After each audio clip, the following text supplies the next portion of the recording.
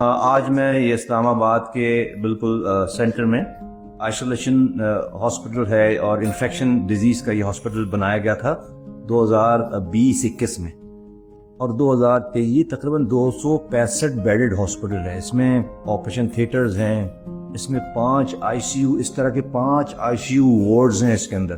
اور 270 بیڈ کا ہاسپٹل، بڑا ہاسپٹل کہہ رہا تھا تقریباً۔ یہ آپ دیکھ رہے ہیں یہ 2023 سے بند پڑا ہوا ہے، اور یہاں پر یہ اجتماع جہاں پر آج ابھی میں پیم سے آ رہا ہوں تو وہاں پر ایک کی جگہ جو ہے وہ وہاں پر 20 مریض ہیں، ایک مریض کی جگہ 20 مریض ہیں۔ اتنا ایسا لگتا ہے جلسہ ہو رہا ہے، کوئی کسی پولیٹیکل گیدرنگ ہو رہی ہے، کسی بازار میں گھوم رہے ہیں ہسپتال، اتنے زیادہ اوور کراؤڈ ہے۔ انشاءاللہ تعالیٰ پرائم منسٹر صاحب کی ڈائریکٹیو پہ اس کو ہم دوبارہ اسے ہم انشاءاللہ تعالیٰ ایکٹیویٹ کرنے جا رہے ہیں، اور اللہ نے چاہا تو پہلا ٹیلی میڈیسن کا جو پائلٹ پروجیکٹ ہے، اور جس کو جو پائلٹ بڑے پیمانے پہ ہوگا انشاءاللہ تعالیٰ، وہ یہاں پر